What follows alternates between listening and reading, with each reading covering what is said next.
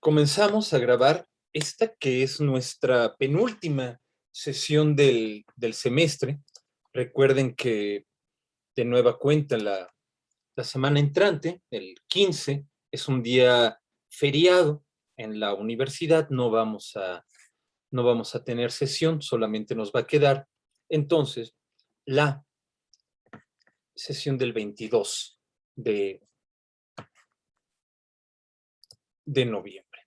Pero bueno, vamos a continuar. Y continuamos con Fichte, con este pensador seminal para el idealismo alemán. De hecho, podríamos decir, o puede decirse con buenos fundamentos, con buenas razones, que el idealismo alemán comienza con, con Fichte. ¿Y por qué? ¿Por qué razón? Bien, en buena medida, el texto que estamos viendo acerca de la fundamentación en una creencia en la divina providencia contiene, creo, todas las claves para poder entender de qué manera y por qué razón es que el idealismo alemán comienza con el planteamiento, de Fichte. Sin embargo, hay un punto, seguramente ustedes lo habrán advertido cuando leyeron el texto acerca de esta fundamentación en una creencia, en una divina providencia, y que ya se ha mencionado también, que hay que hay una enorme y profunda deuda reconocida hacia Kant.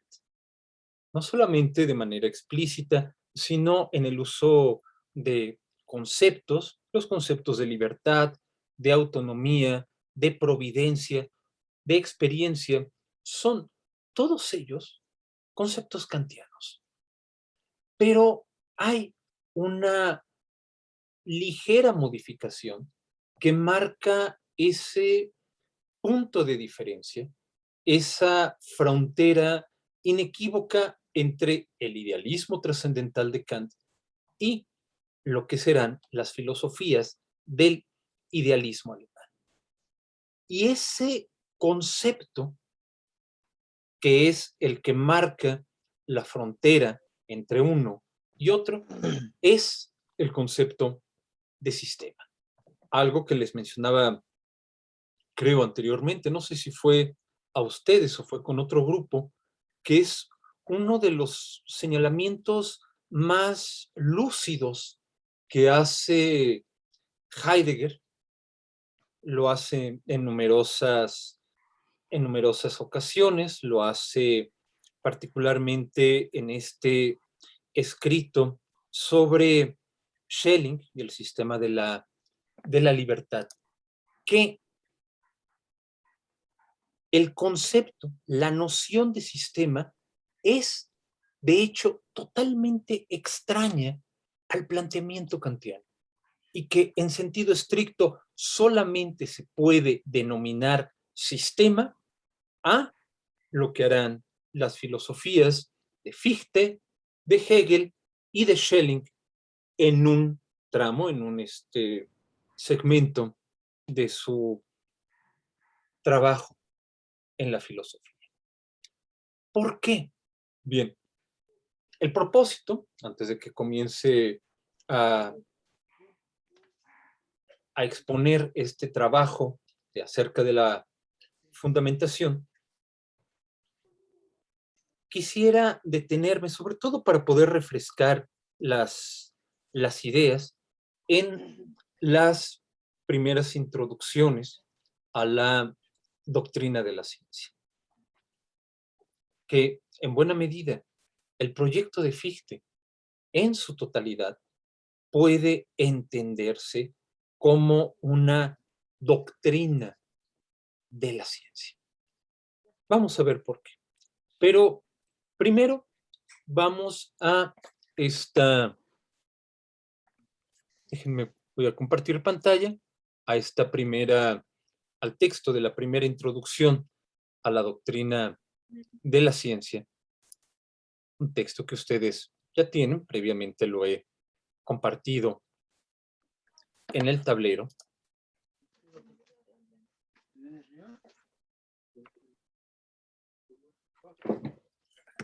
A ver, ¿qué pasó aquí, Bruno? A ver.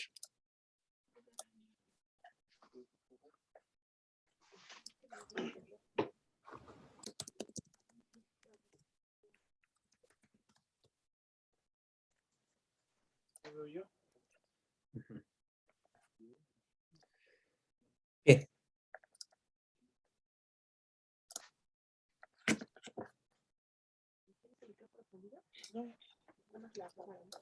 Sí pueden ver la aplicación, la lectura.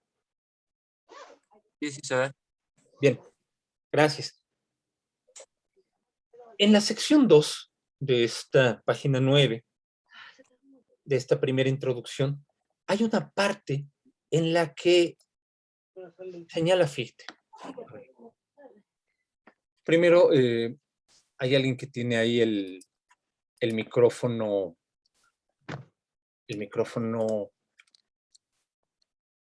abierto. Ya. Gracias. Bien.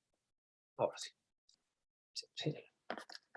Ahora bien, la filosofía tiene la misión de mostrar el fundamento de toda experiencia, con lo cual su objeto cae necesariamente fuera de toda experiencia.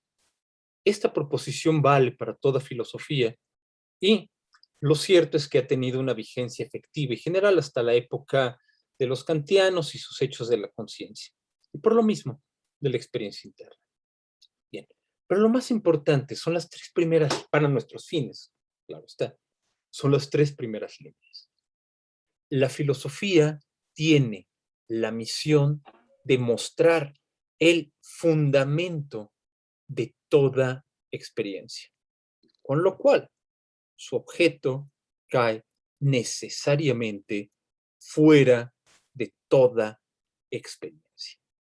Cuando nos topamos con una afirmación de ese calibre, particularmente de un pensador cuya principal obra es la doctrina de la ciencia, hay que reconocer que ambos términos, tanto en la vida cotidiana y en particular en nuestro ámbito, las humanidades, no gozan de muy buena fama, como lo habíamos mencionado de pasada, como la idea de una doctrina trae a nuestras mentes la idea de un conjunto de afirmaciones que nos son inculcadas de manera vertical, que no se cuestionan, que las tenemos que memorizar y no las tenemos que cuestionar. De ahí que en la vida cotidiana utilicemos el término adoctrinamiento o no vas a tomar clase, vas a recibir doctrina, en un sentido peyorativo.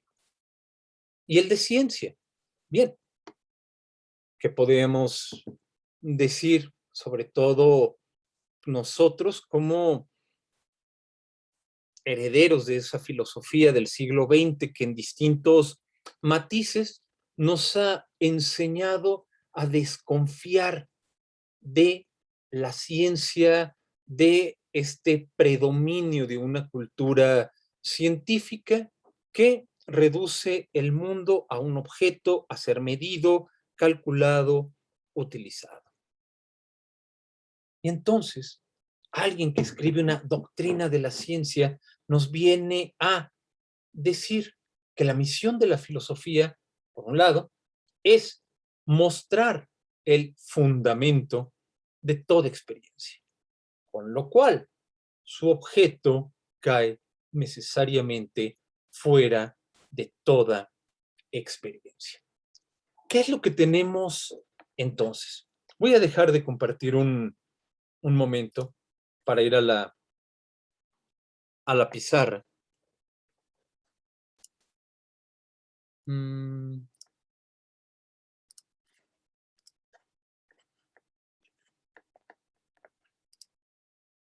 Aquí está.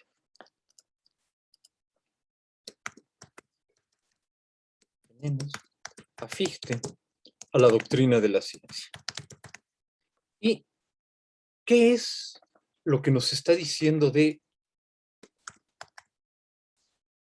la filosofía? Lo que nos está diciendo acerca de la filosofía son dos cosas. Podríamos poner A, su tarea. ¿Cuál es su tarea? Mostrar el fundamento de toda experiencia. Y, en segundo lugar, podríamos poner como el punto B,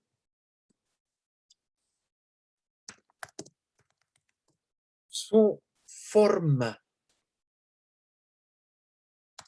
propia, su forma característica.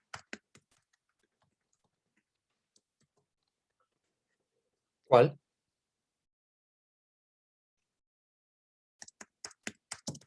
Estar fuera de toda experiencia. Eso es lo que hace. ¿Y qué es lo que ocurre? ¿Cuál es la manera en la que resultaría más fácil, más inmediato juzgar ambos aspectos, A y B? Bien, en el primer caso,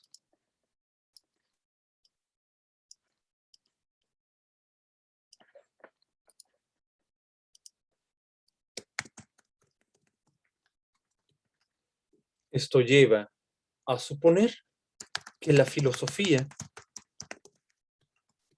se entiende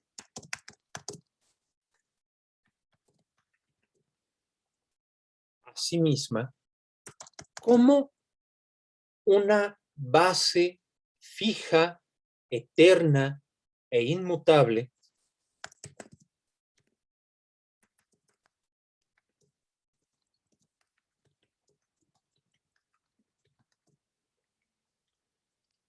que contiene el esquema o modelo al que tiene que adaptarse todo contenido particular.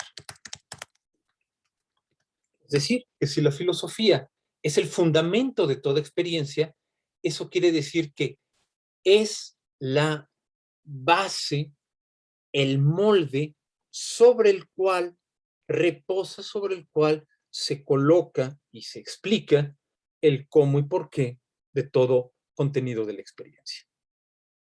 En esa medida es que nosotros podríamos decir que lo que está haciendo la filosofía de Fichte es repetir esa visión de lo real donde nosotros podemos distinguir de manera clara, de manera transparente entre el fundamento y lo fundamentado.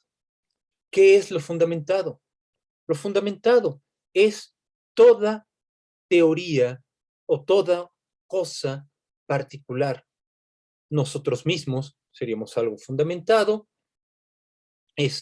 un mapache, un virus, una partícula subatómica, son lo fundamentado.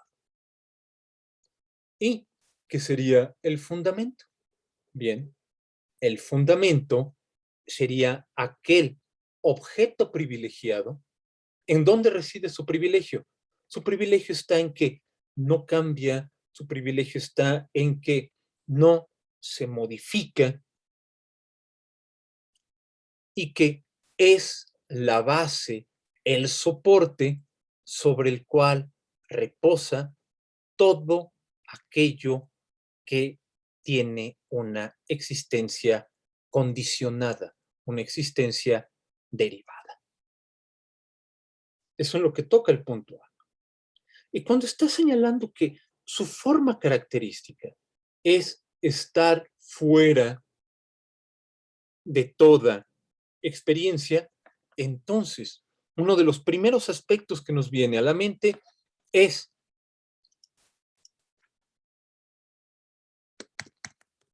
que va a suponer que estamos ante una metafísica trascendente.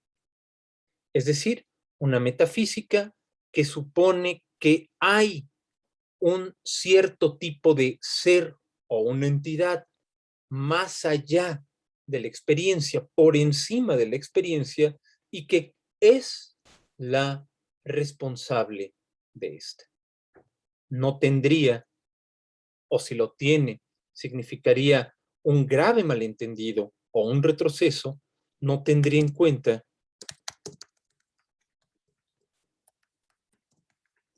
los efectos de la filosofía crítica de Kant. ¿Qué es lo que ha señalado la filosofía crítica de Kant?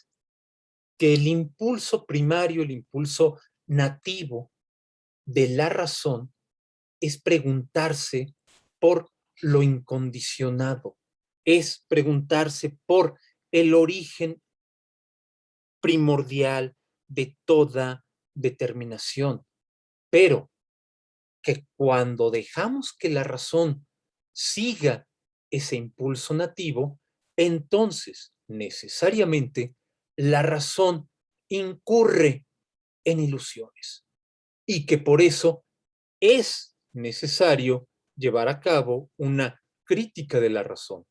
¿Para qué? Para que la razón pueda hacer la cartografía de sus fronteras constitutivas y entonces se percatará de que no puede pretender conocer algo más allá de los límites de la experiencia posible.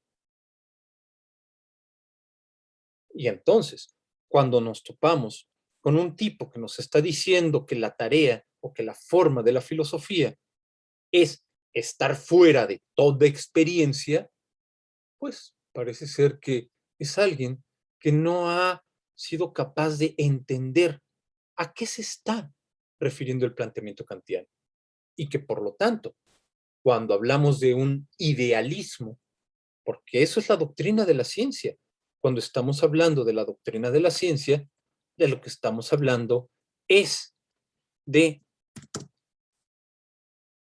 el inicio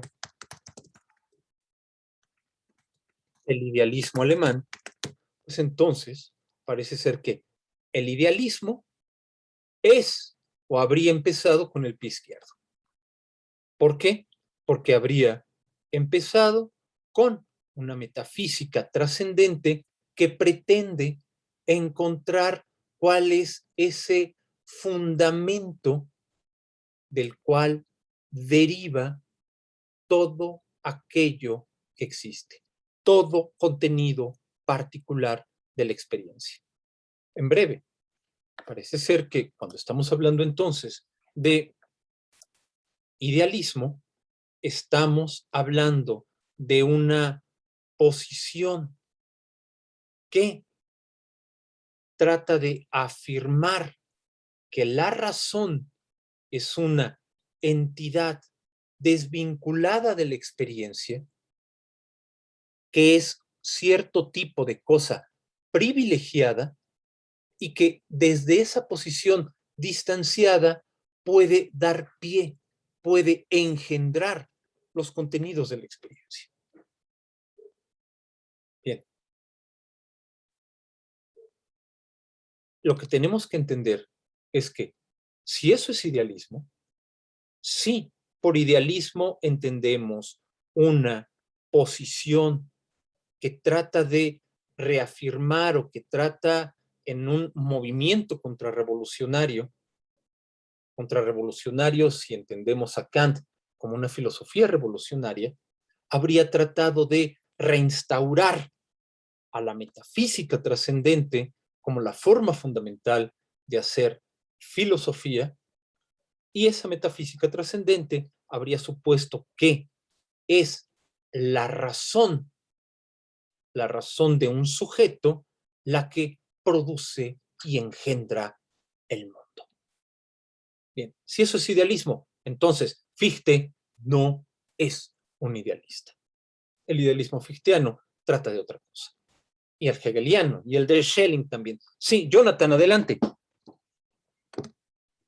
Sí, le iba a preguntar, profesor, esto todo es en, en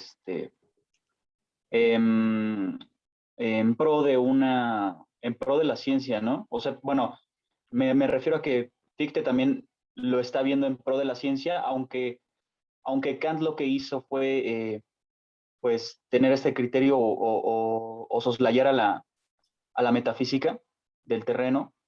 Fichte lo que está pensando es que se está volviendo a instituir a la metafísica en pro de la ciencia, ¿no? Esa sería mi pregunta. Uh-huh. Eso parecería, pero lo que trataré de presentar ante ustedes, lo que trataré de exponer a su juicio, es que no ocurre eso. ¿Por, ¿Por qué razón? O bueno, ¿por qué razones? Hay, hay que tener en cuenta distintas, distintas razones. En primer lugar, ¿a qué nos estamos refiriendo cuando hablamos de una ciencia? Usualmente, la imagen que para bien o mal nosotros nos hemos formado de de lo que es la ciencia es de una actividad una actividad esencialmente teórica, una actividad que se propone anticipar o predecir hechos o procesos en, en el mundo. Sí, Jonathan, querías añadir algo más, perdón.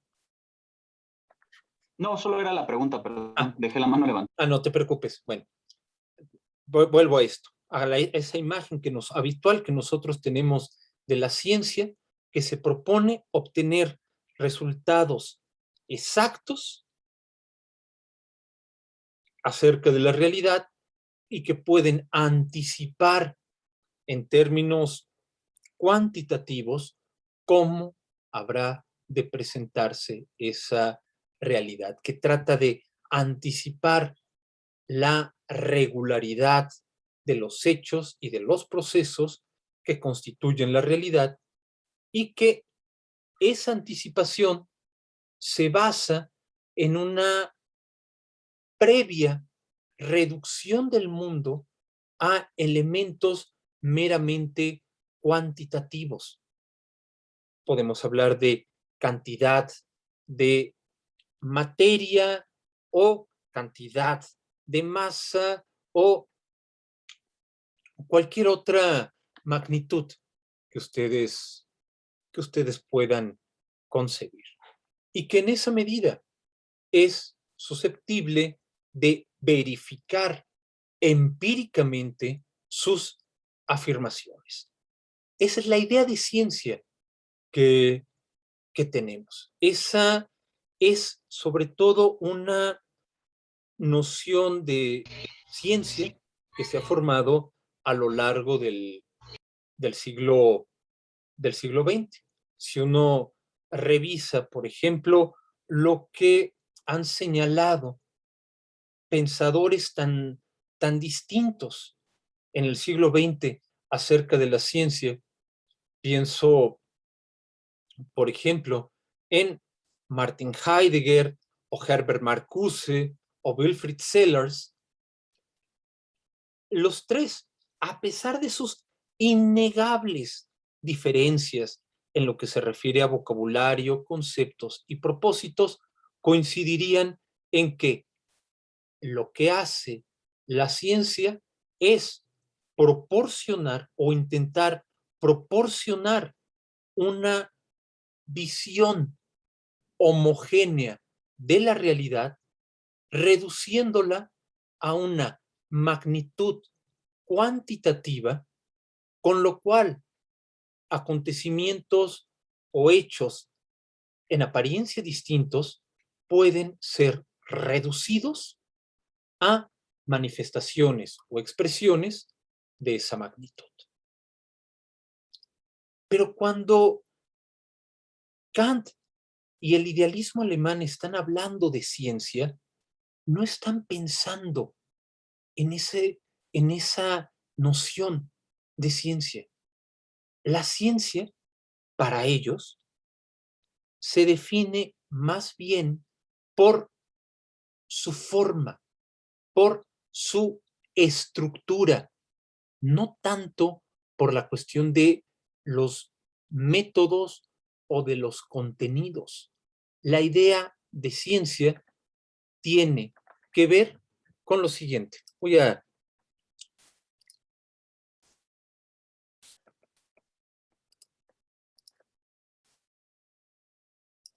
La ciencia es una forma de conocimiento que es capaz de justificar, de fundamentar y justificar sus propios principios.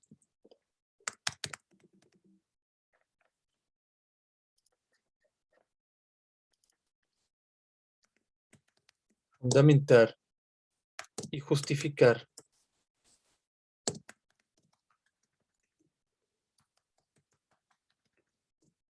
sus propios principios.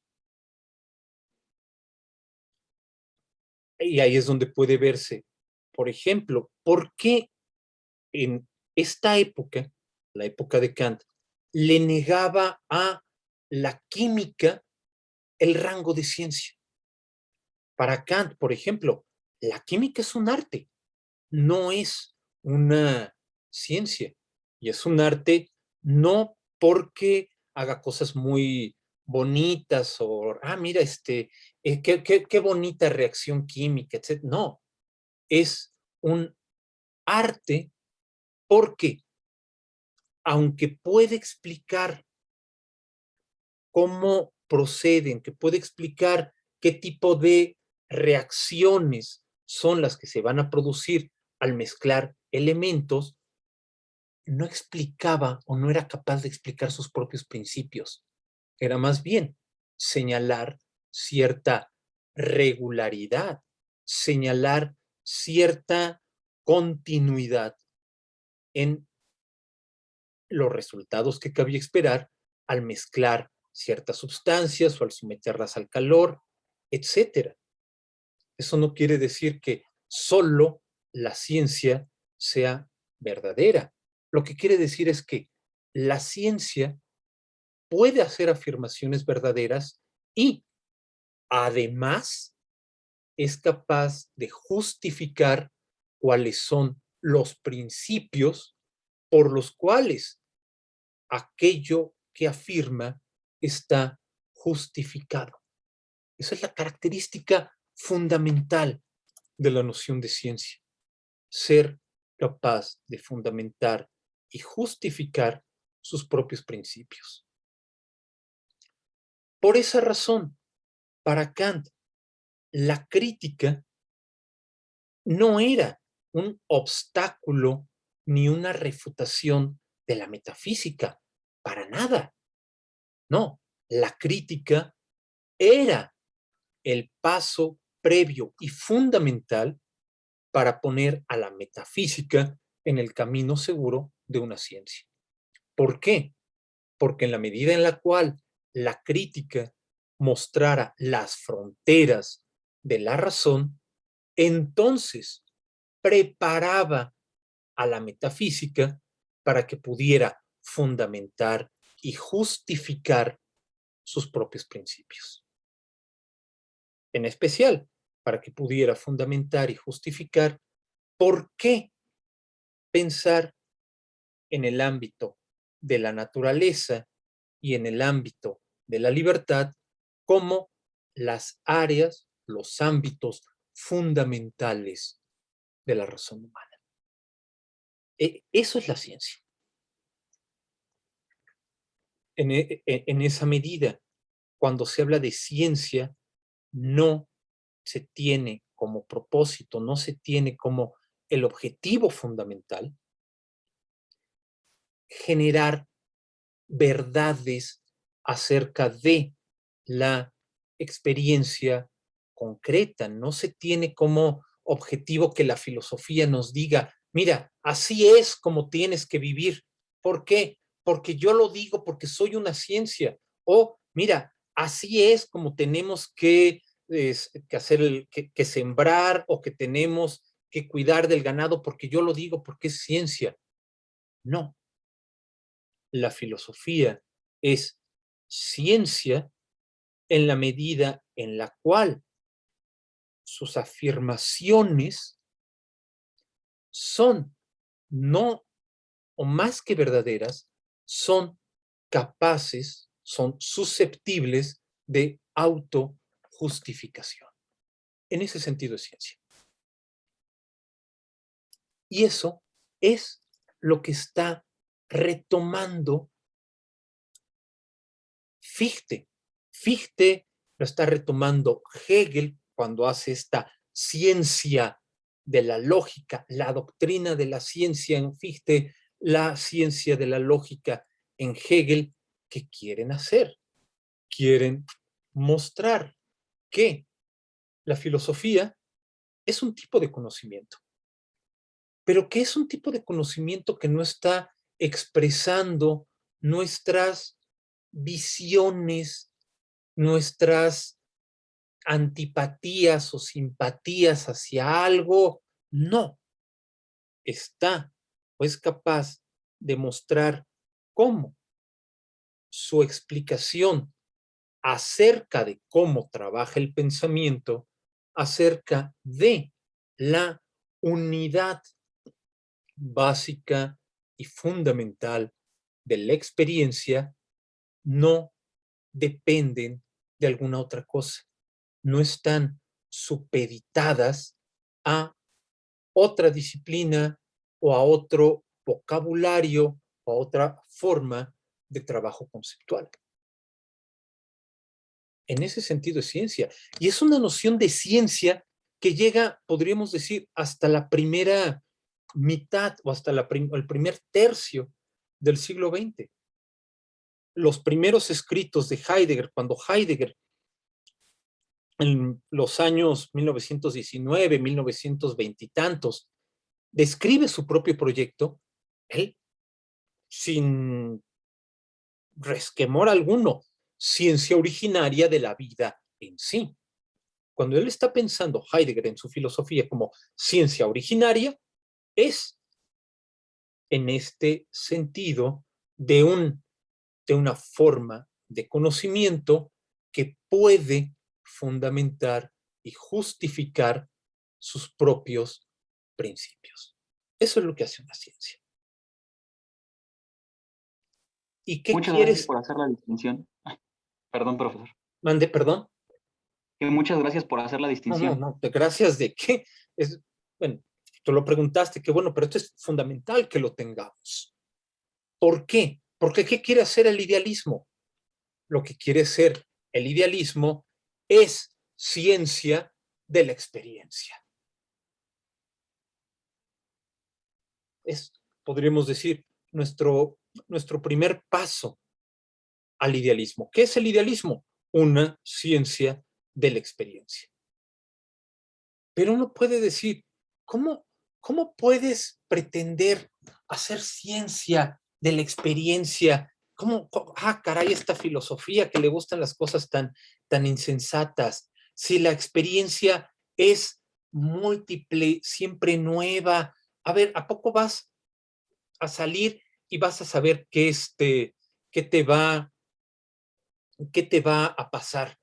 Te pueden pasar cientos de cosas. Te pueden dar un levantón o una mariposa se puede posar en tu hombro o puedes encontrarte al amor de tu vida cuando sal. Puede pasar tantas cosas y no las puedes prever. ¿Cómo vas a tener una ciencia de la experiencia? Bien, todo depende del concepto de experiencia que se tenga. Sí, por experiencia estamos entendiendo los contenidos particulares que encontramos en tiempo y espacio, si por experiencia entendemos nuestras muy individuales y singulares vivencias, entonces sí es una barbaridad hablar de una ciencia de la experiencia. Yo no puedo en esa medida prever o fundamentar o justificar qué vivencias voy a tener. Pero es que el idealismo no está pensando en experiencia, cuando habla de experiencia, no le está pensando en ese sentido, como el conjunto de vivencias que son plurales y que responden en su pluralidad a la diversidad, tanto cuantitativa como cualitativa, de encuentros con el mundo externo. No, no es lo que están entendiendo por experiencia. Es decir, en este caso, tenemos o es imprescindible poner en cuestión esta idea de que estar fuera de toda experiencia es estar en un más allá, es estar en un plano trascendente, distinto a los contenidos particulares que vivimos. Por esa razón, es preciso poner en cuestión esta idea, esta suposición que estamos ante una metafísica trascendente y que no tendría en cuenta los efectos de la filosofía crítica de Kant. Al contrario, los tiene muy en cuenta. ¿Por qué? Porque en este caso tenemos que distinguir cómo la filosofía clásica alemana, que es el tema en el que estamos embebidos, tiene dos nociones de experiencia. ¿Cuáles son esas dos nociones de experiencia? Podríamos poner B1, experiencia como vivencia. El término que utiliza es Erlebnis. La experiencia como vivencia es lo que le ocurre a un individuo individual, a un individuo singular. Es ese acontecimiento singular o los acontecimientos singulares que cada uno de nosotros vive.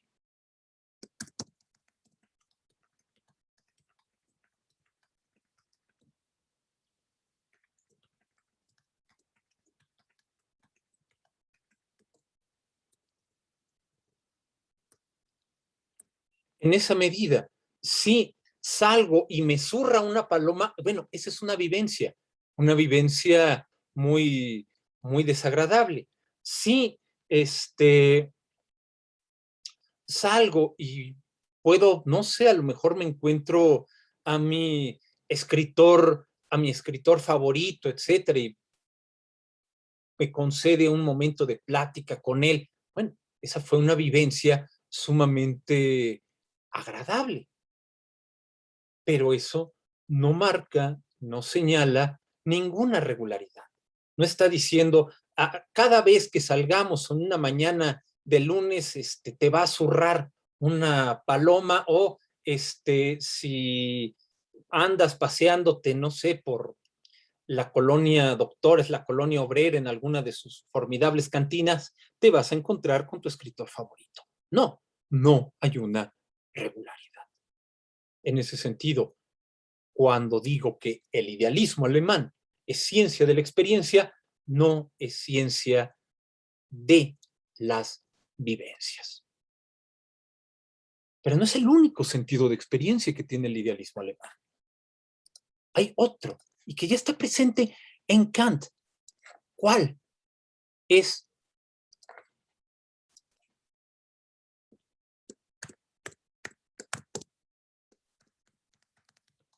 experiencia como trama o tejido.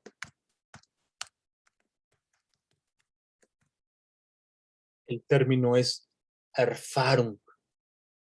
Es el proceso en el cual todo lo vivido y por el cual todo lo vivido adquiere coherencia. En esa medida, la experiencia como trama o tejido es un campo que entrelaza y anuda las condiciones necesarias y universales, y por lo tanto, a priori, de toda manifestación.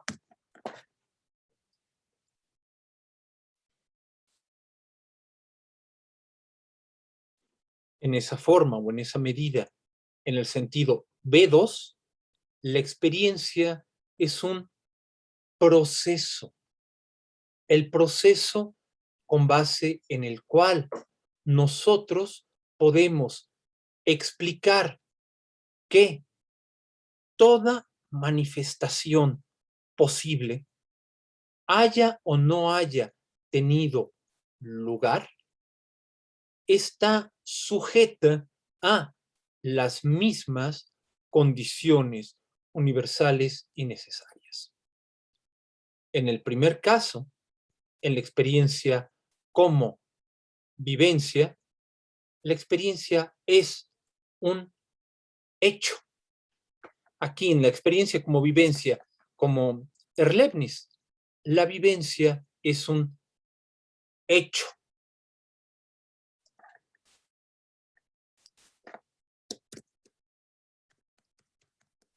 En el segundo caso, cuando hablamos de la experiencia como una trama o tejido, la experiencia, en contraste, es una validez. ¿En qué sentido es una validez? En el sentido que configura el espacio de toda posible manifestación. Sé que no podría haber tal cosa como un momento, Joel, por favor, como una levitación o como una manifestación una manifestación de Dios, que hubiera una teofanía. ¿Por qué? Porque una teofanía, que Dios viniera y se me manifestara aquí, bien, estaría o no es algo que permitan las condiciones necesarias y universales de toda manifestación. Ahora sí, Joel, adelante. Una duda con la segunda forma, por llamarlo así, de experiencia. La estoy entendiendo como una experiencia, por contradictorio que suene abstracta, porque esa definición no parece que pueda ser verificable. Ujú. Entonces, ¿en qué sentido es esa experiencia, la B2? Ujú. O sea, parece extraño que sea una experiencia abstracta. Bien. En muy buena medida, tienes razón. Es una experiencia abstracta. ¿En qué medida es abstracta? En la medida en la cual no se refiere a ningún contenido concreto. Está refiriéndose únicamente a una forma. ¿A qué forma? A la forma producida por la totalidad de condiciones necesarias y universales de toda manifestación. Ese es el punto que va a impulsar, que va a mover al idealismo alemán. ¿Por qué? Porque ellos están de acuerdo con Kant. Es decir, están de acuerdo con la idea de que, y recuerden, para esto nos sirvió habernos pasado semanas con la controversia panteísta. Para la controversia panteísta, ¿qué es la experiencia? La experiencia es un hecho, son hechos. Hechos que a su vez están condicionados, ¿por qué? Están condicionados por otros hechos, acorde al principio de razón suficiente.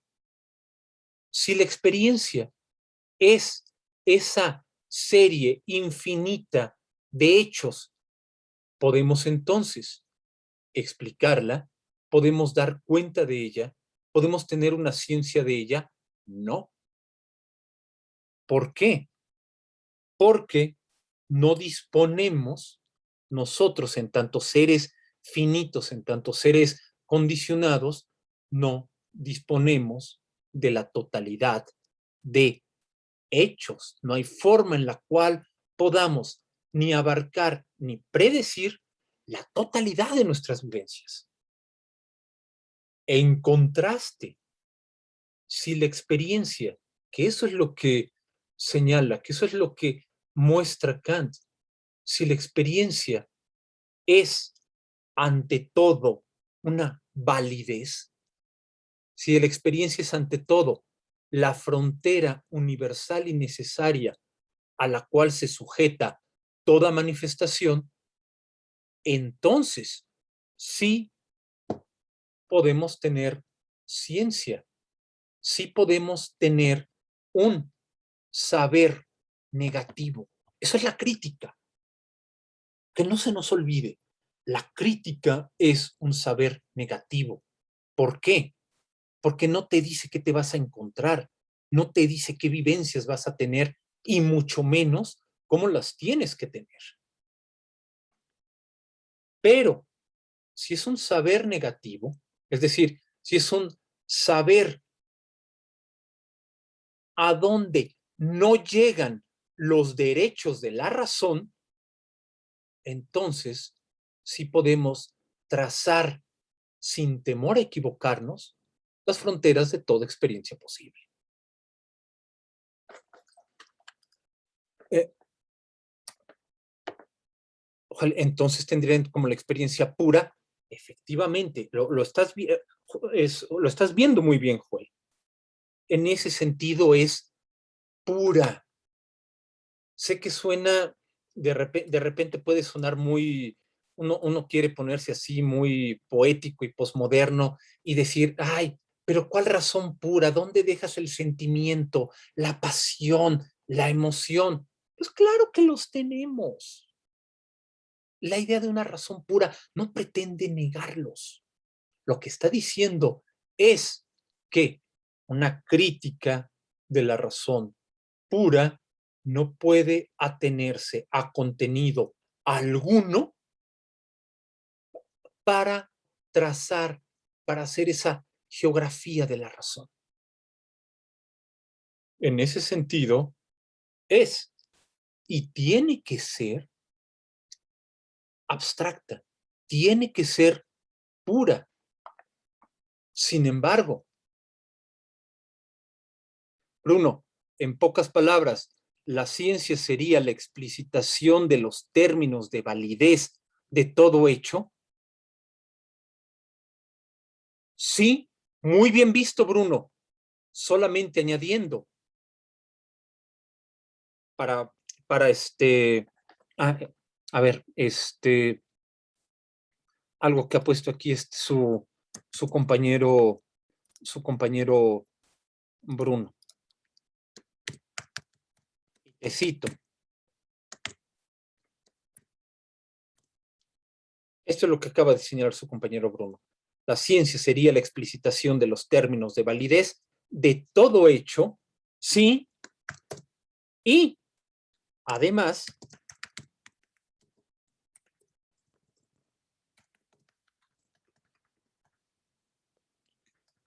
la explicitación de lo que cuenta como hecho.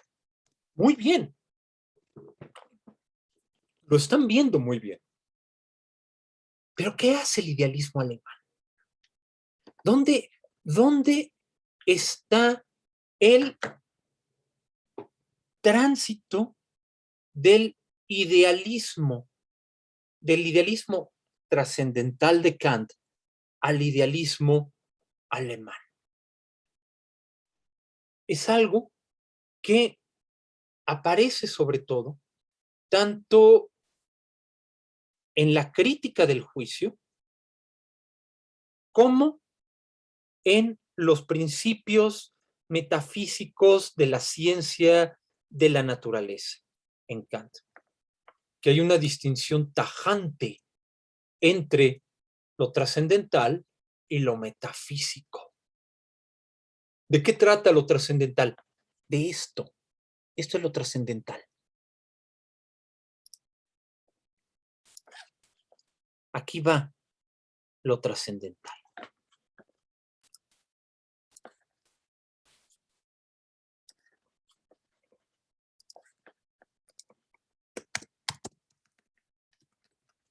Esto es lo trascendental.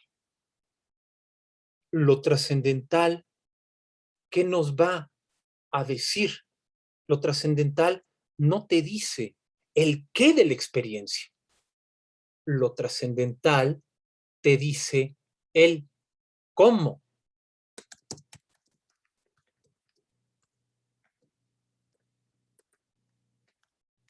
No trata del qué, el contenido de la experiencia, sino del cómo.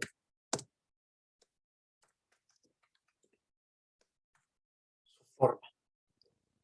Pero, y es algo que reconoce el propio Kant, es algo, la filosofía no puede estar hecha únicamente de lo trascendental. Lo trascendental no puede agotar el campo de la filosofía. ¿Qué es lo que se necesita? Lo que se necesita es, además, una vez que tenemos lo trascendental, una metafísica. ¿De qué va a tratar la metafísica? La metafísica va a tratar de cuáles son entonces los contenidos reales de la experiencia. Es decir, dado que la filosofía trascendental ha mostrado cuáles son las condiciones necesarias y universales a priori de toda manifestación, entonces la metafísica nos tendrá que decir qué es lo que efectivamente ha de aparecer como tal en la experiencia. ¿Cuál es el tipo de cosas que necesariamente tienen que aparecer en la experiencia?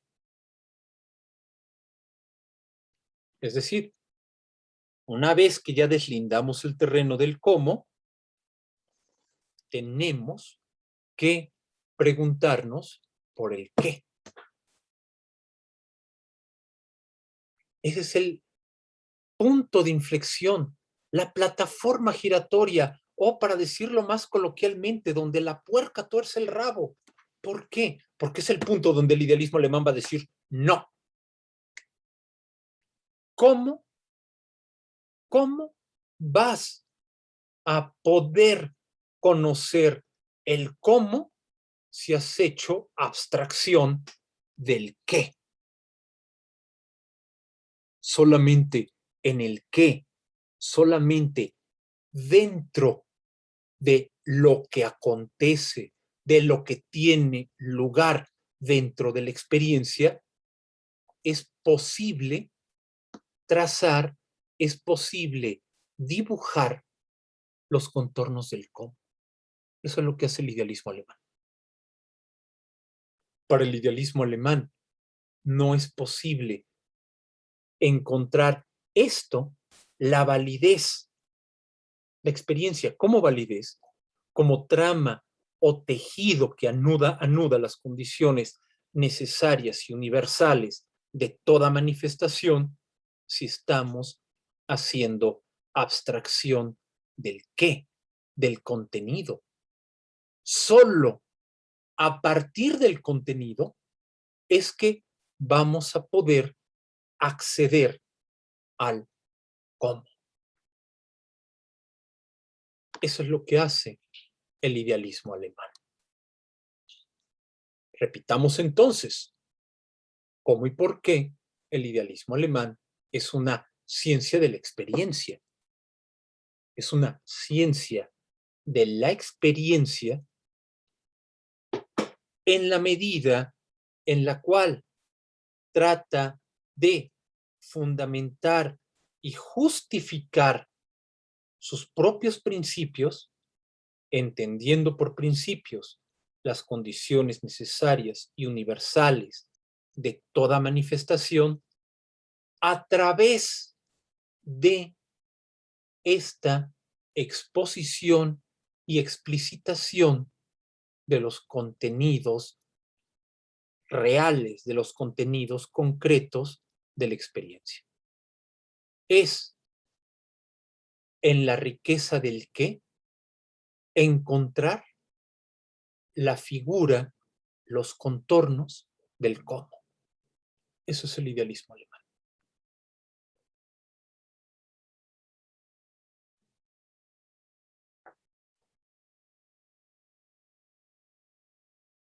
Por eso, el idealismo alemán jamás le podemos reprochar todo. Bueno, casi todo. Bueno, le podemos reprochar muchas cosas, pero lo que no le podemos atribuir es que presuntamente le dé la espalda a la experiencia concreta porque esté embebido, enamorado de una idea, de una razón prístina, clara, transparente. No, la razón únicamente puede encontrarse, únicamente puede presentarse en su trato con el mundo, no más allá del mundo. Vamos a ver cómo opera esto en Fichte. Pero entonces vean, antes de que pase o que regrese al texto, cómo tendríamos que poner en tela de juicio que la filosofía sea esto, una base fija, eterna e inmutable que contiene el esquema o modelo al que tiene forzosamente que adaptarse todo contenido particular. No. ¿Qué hace la filosofía? La filosofía lo que hace es explicitar lo que ya estamos haciendo en nuestra experiencia concreta, como en el escrito que nos convoca, en el que nos habíamos quedado. No es que la filosofía trate de convencer al no creyente de que crea, no le va a dar motivos o razones para creer, no, sino que, ¿qué es lo que de hecho hay? Creencia en una divina providencia. Bien, dado que hay una creencia en una divina providencia, ¿cómo tiene que estar configurada la experiencia para que aparezca tal contenido concreto? Joel, adelante.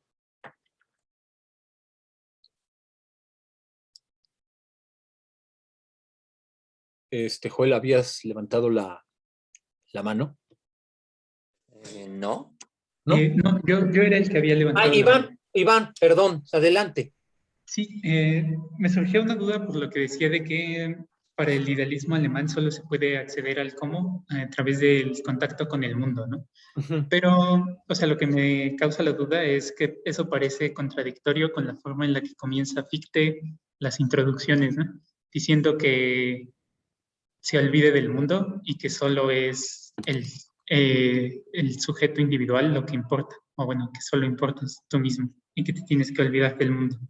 O sea, justo tenía la duda de si eso es como en un sentido subjetivo o como en un análisis de cómo el mundo exterior le da forma a la subjetividad. Uh-huh.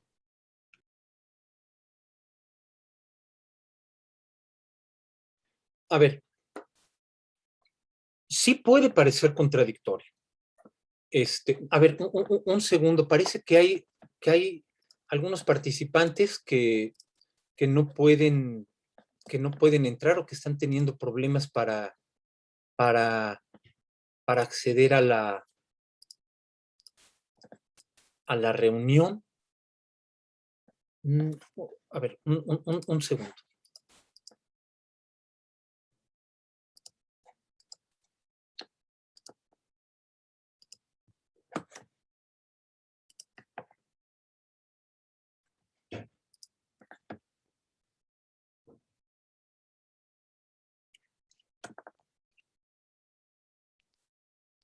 ¿Alguno de ustedes ha recibido algún mensaje de alguno de los compañeros que le diga que ha tenido problemas para entrar?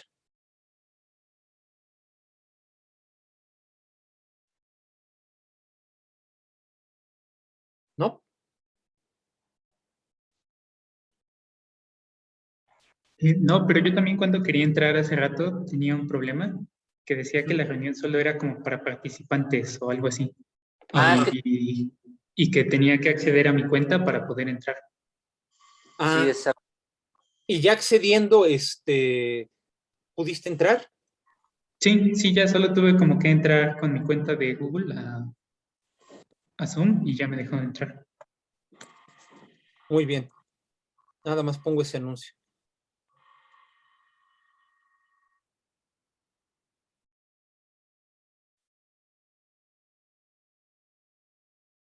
Es decir, registrándose. Sí, lo que necesita es que la cuenta esté logueada, digamos la de Zoom. Uh-huh. Y ya. Porque muy bien. Muy bien. Muchas gracias. Bueno, ahora sí continuamos. ¿Dónde estaba la contradicción? Que esto me interesa mucho, Iván. Perdón que te haga que repitas la pregunta. Sí, en que dijo usted que el idealismo alemán no busca alejarse del mundo en favor de una idealidad, ¿no? O bueno, de un mundo trascendental aparte del mundo. Trascendente, sino que más bien busca, trascendente, sino que más bien busca obtener el cómo del mundo, que sería ese ideal, a través del contacto con el mundo, ¿no? Pero en las introducciones, Fichte comienza diciendo que no hay que hacerle caso al mundo, ¿no? Que hay como que olvidarse del mundo y que lo único importante es uno mismo, ¿no? Ujú. Muy bien. Efectivamente, ahí es donde parece que o donde parece que hay una contradicción. ¿Por qué? Porque como lo ha señalado bien el compañero Iván, Fichte nos señala, esto lo va a mencionar en la página, es en la página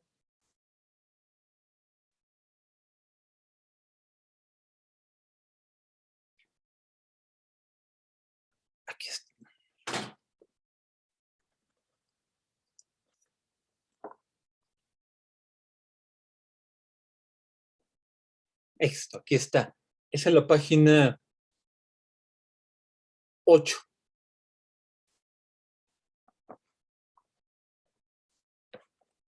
Este párrafo, el primer párrafo que inicia. Es ciertamente digna de ser meditada la cuestión siguiente. ¿Cuál es la razón de ser del sistema de las representaciones acompañadas de un sentimiento de necesidad y de este sentimiento de necesidad mismo? El responder a tal cuestión es lo que constituye la tarea de la filosofía y, en mi opinión, es filosofía únicamente la ciencia que resuelve esta tarea. El sistema de las representaciones acompañadas de